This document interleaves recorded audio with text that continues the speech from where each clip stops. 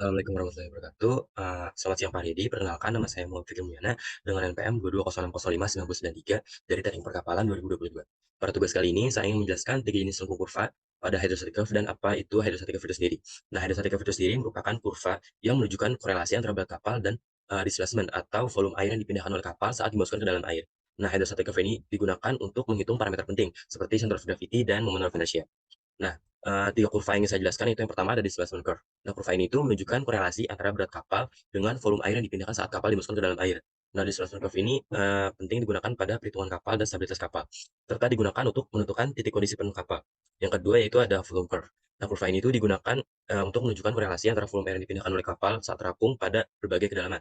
Nah, volume curve ini biasanya digunakan untuk menghitung ruang pada kapal seperti ruang mesin dan lain-lain. Yang ketiga itu ada X curve. Nah, kurva ini digunakan untuk menunjukkan korelasi antara momen inersia melintas kapal dan kedalaman air di bawah kapal. Nah, X ini merupakan parameter penting pada analisis struktural kapal, terutama dalam perhitungan stiffness kapal. Nah, X curve ini juga digunakan untuk menentukan batas beban yang aman pada suatu kapal. Nah, dalam perhitungan kapal itu salah satu parameter yang harus diketahui yaitu displacement atau berat kapal dalam kondisi tertentu. Nah, displacement ini digunakan untuk menghitung berbagai parameter lain seperti trim dan stabilitas kapal. Nah, sebelum dapat menghitung displacement, kita harus mencari tahu dulu volume dari kapal yang dapat dihitung itu volume dari kapal itu berapa dan dapat dihitung dengan menggunakan integrasi Simpson pada tabel 2. Nah, dalam tabel tersebut kita dapat melihat nilai sigma dari Hg yang akan digunakan dalam perhitungan, yaitu nilai sigma dari WL terakhir yaitu 8910 yang nilainya 134.999,4218.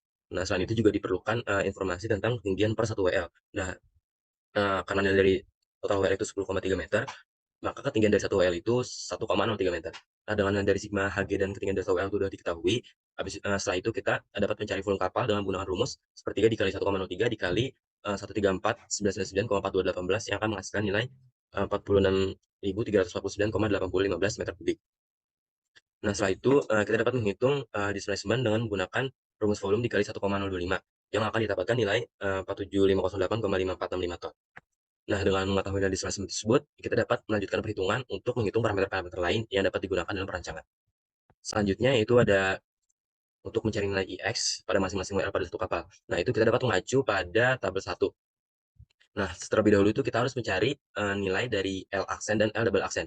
Nah, L aksen itu dapat dicari dengan menarik jarak titik mulai WL di HBP hingga gading terdekat di sebelah kiri, lalu dikalikan dengan setengah atau dicari midpoint-nya. Sedangkan nilai L aksen dapat diperoleh dengan menarik jarak titik mulai WL di HBP hingga gading terdekat di sebelah kanan, lalu dikalikan setengah atau dicari midpoint-nya juga. Nah, selanjutnya itu kita itu perlu mencari nilai YA, YB, YC, dan YD. Nah, karena nilai Y A dan YD itu, udah pasti 0, jadi nilai yang harus diukur itu yaitu nilai YB dan YC. Nah, nilai YB itu diperoleh dengan menarik garis tinggi midpoint pada L aksen hingga kurva WL yang dicari, itu dicari pada shoot flag. Nah, sedangkan, nilai YC itu dapat diperoleh dengan menarik garis, tinggi pada midpoint, L double aksen hingga kurva pada WL yang dicari. Nah, setelah itu, sisa nilai dari station 1 hingga 19 itu tinggal dimasukkan ke dalam tabel 1 sesuai dengan nilai yang dibuat pada tabel offset sebelumnya. Dengan menggunakan rumus 2 kali L kali sigma Hg itu kita dapat mencari nilai IX.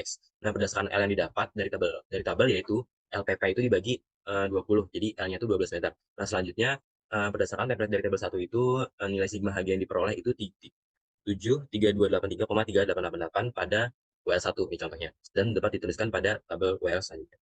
Nah, dengan menggunakan rumus IX yang telah diperoleh tadi, nilai X sebesar 195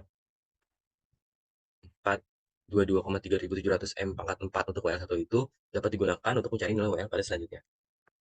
Nah, setelah menentukan ketiga nilai kurva tadi, langkah selanjutnya itu kita akan menentukan skala untuk ketiga nilai tersebut. Nah, hal ini dapat dilakukan dengan menentukan nilai dari denominator. Nah, untuk mengetahui parameter yang denominator tersebut, kita tuh harus mencari nilai panjang pada sumbu X pada kotak untuk menggambarkan kurva. Nah, pada kotak ini itu digunakan 60 kali 51,5 meter. Nah, untuk dapat 51,5 meter ini, kita dapat mengalihkan panjang dari graf dengan skala graf yang digunakan. Nah, pada kali ini tuh graf yang digunakan itu 5:1. Maka nilai untuk sumbu Y adalah 5 dikali 10,3 yang artinya itu 51,5 meter. Nah, karena sumbu X itu punya panjang 60 meter, maka kita tuh harus mencari nilai denominator agar nilai displacement, volume, dan IX atau dan lain-lain yang dicari dari masing-masing WL itu enggak lebih dari 60 meter.